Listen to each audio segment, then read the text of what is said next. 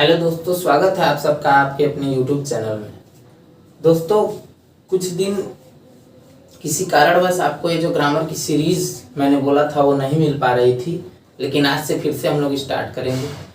इसके पहले हम लोग पूरा अल्फ़ाबेट सेंटेंस और पूरा आपका असर्टिव सेंटेंस, इंटरोगेटिव सेंटेंस यहाँ तक कंप्लीट कर चुके हैं। आइए आज के वीडियो में देखते हैं कि इंपरेटिव सेंटेंस क्या होता है। जैसा कि यहाँ पर लिखा है कि इंपरेटिव सेंटेंस को हिंदी में आज्ञार्थक या प्रार्थना सूचक वाक्य कहते हैं। इंपरेटिव सेंटेंस को हिंदी में आज्ञार्थक या प्रार्थना सूचक वाक्य कहा जाता है, यानी कि ये एक्सप्रेस करता है ऑर्डर, एडवाइस, रिक्वेस्ट या कमांड। क्या क्या एक्सप्रेस करता है? ऑर्डर यानी कि आदेश देना, एडवाइस मीन्स सलाह देना, रिक्वेस्ट मीन्स किसी से प्रार्थना करना, और आदेश देना। ये सब चीजें जिसमें भी आए वो इंपरेटिव सेंटेंस होता है। डिफिनेशन आपको यहाँ मिल जाएगी कि the sentence which express order, advice, request और कमांड। इट मीन्स वह सेंटेंस जो क्या क्या देता है? आज्ञा, जिससे आज्ञा, सलाह, प्रार्थना आदि का बोध होएगा, वही जाके इंपरेटिव सेंटेंस कहलाएगा। और ऐसे सेंटेंस में आपका जो सब्जेक्ट होता है ना, वो इसमें अंडरस्टूड होता है, क्योंकि उसमें लिखा नहीं रहता है। जैसे यहाँ पे आपको एग्जांपल मिल गया कि स्टैंड अप मीन्स खड़े हो जाओ। अब किसी से कहे होंगे ना कि खड़े हो जाओ, वो यहाँ नहीं दिख रहा है, तो इसीलिए कहा गया कि इसमें जो सब्जेक्ट होता है जनरली यू होता है और वो किसी छिपा रहता है।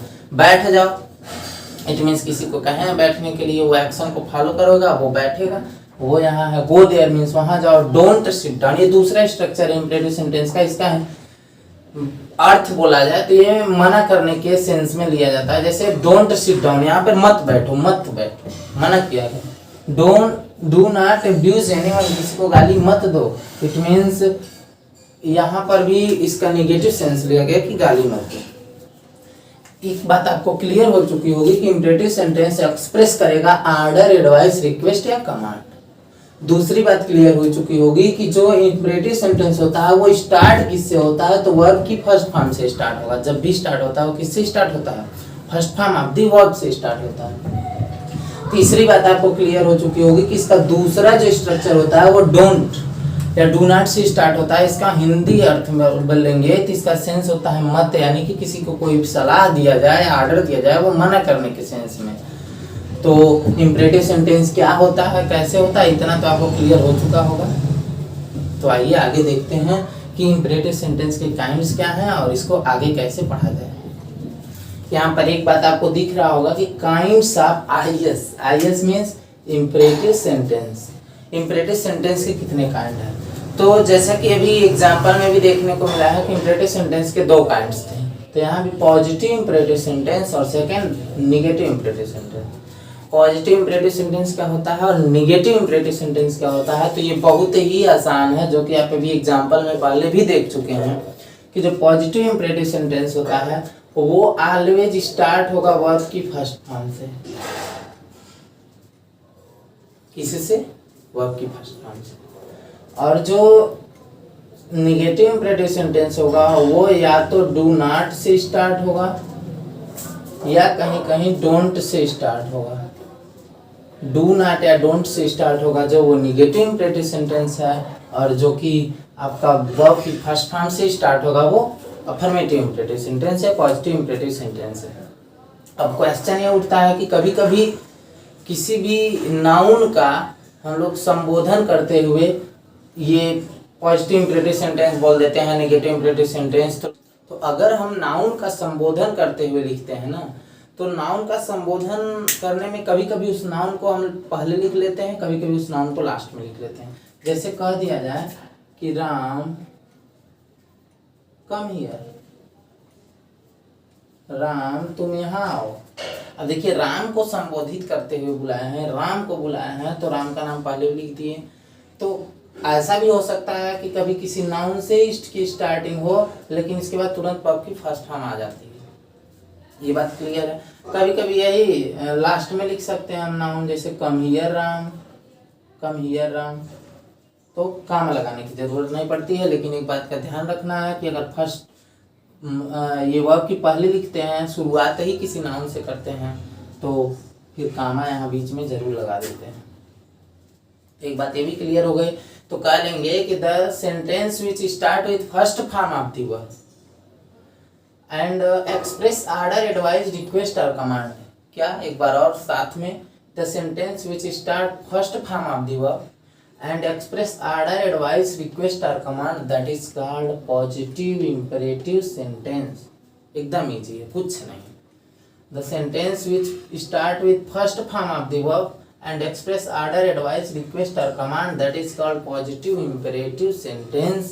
ये बात आपको क्लियर हो चुकी होगी उसमें कि पॉजिटिव इंपेरेटिव सेंटेंस कभी कभी नाउन से स्टार्ट हो जाएगा या लास्ट में भी नाउन आएगा। तो ये नहीं कि पूरे दुनिया में खोजते फिरे कि ये तो फर्स्ट फॉर्म से बताए थे सर, कैसे नाउन से स्टार्ट हो रहा है, इंपेरेटिव सेंटेंस नहीं है। तो ये कन्फ्यूजन भी आपका दूर हो गया। तो आइए देखते हैं कि निगेटिव इंपेरेटिव सेंटेंस क्या होता है भाई।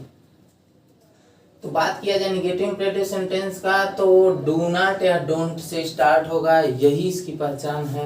लेकिन फिर वही कभी कभी आ जाता है कि कह दिया जाए Ram don't come here, Ram तुम यहाँ मत आओ। तो बात तो वही है कि कभी कभी नाउन से स्टार्ट हो सकता है, लेकिन इसके बाद डू नॉट या डोंट जरूर आएगा।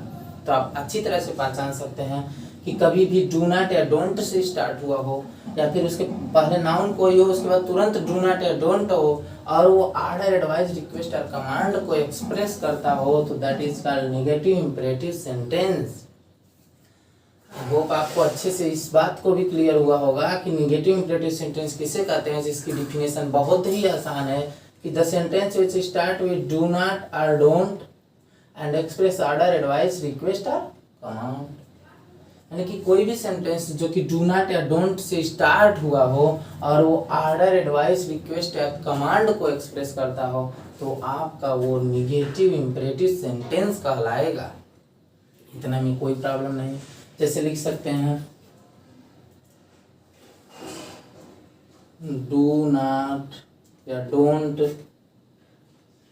गो there, don't go there Shyam, वहाँ मत जाओ श्याम। इस अंत में फुल स्टॉप ही लगा रहता है।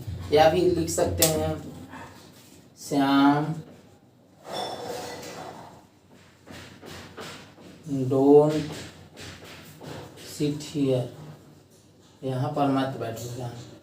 तो ये देखिए आपका don't sit here, Shyam don't sit here, starting तो नाउन से हुआ है, लेकिन एक्सप्रेस भी तो कर रहा है कि इसके बाद तुरंत डू नॉट या डोंट है। तो आपको इंपेरेटिव सेंटेंस पूरा समझ में आ चुका होगा कि इंपेरेटिव सेंटेंस क्या होता है। तो ऑर्डर एडवाइस रिक्वेस्ट या कमांड ही एक्सप्रेस करेगा। इसके काइंड्स की बात किया जाएगा तो पॉजिटिव और निगेटिव होता है। पॉजिटिव और निगेटिव असर्टिव में भी पढ़ाए थे, लेकिन उसकी कंडीशन अलग थी। उसमें सबसे पहले सब्जेक्ट होता था, उसके बाद कोई कोई हेल्पिंग वर्ब होती थी, उसके बाद कोई कोई मेन वर्ब होती थी, फिर अदर वर्ड होता था। तो आप इसको सब्जेक्ट नहीं मानेंगे, क्योंकि ये वो नाउन है, संबोधन का नाउन, वोकेटिव केस का नाउन है। और इसमें देखिए सब्जेक्ट और हेल्पिंग और मेन वर्ब आती थी, यहाँ पर देखिए तुरंत ये सब्जेक्ट माना नहीं जाएगा, ये इसके बाद तुरंत कामा लगा हुआ है। तो दोनों में अंतर एक बार जा करके उस वीडियो को भी देखेंगे जो कि लिंक में है, तो दोनों में और अच्छे से क्लियर हो जाएगा। नहीं तो इसको कोई अफर्मेटिव या असर्टिव कह देगा तो वो गलत बात है।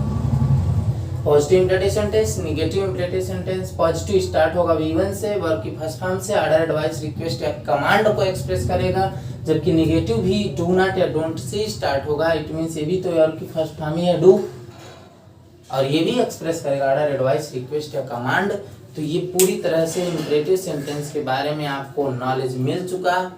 आगे के वीडियो में फिर बात करेंगे कि इंपेरेटिव सेंटेंस के बाद एक्सक्लेमेटरी सेंटेंस क्या होता है, उसके कितने काइंड्स हैं। तो तब तक के लिए बहुत बहुत धन्यवाद।